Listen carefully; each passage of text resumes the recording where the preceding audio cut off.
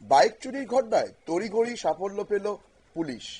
শনিবার রাতে গভীর এনসিসি থানার অন্তর্গত সার্কিট হাউস থেকে রাজা পাল চৌধুরী নামের এক ব্যক্তির পালসার বাইক চুরি হয়েছিল। সেই মামলা তদন্তে নেবে পুলিশ রবিবার মধ্যরাতে বিশালগড় ও বক্সনগরের দুই চোর মোহাম্মদ শাহিন এবং শরীফ মিয়াকে গভীর জঙ্গল থেকে আটক করে।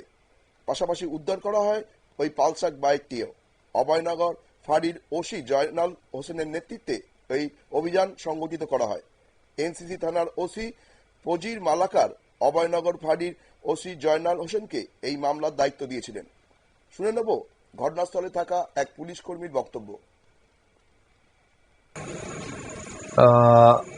আজকে আমাদের সন্ধ্যার সময় আমাদের কাছে একটা খবর আছে যে রাজা পাল চৌধুরী নামে একজন ব্যক্তি, ওনার কাল ভোরবেলা ওনার বাইকটা মিসিং হয়ে যায় সার্কিট হাউস এলাকা থেকে, আগরতলা রাস্তা থেকে।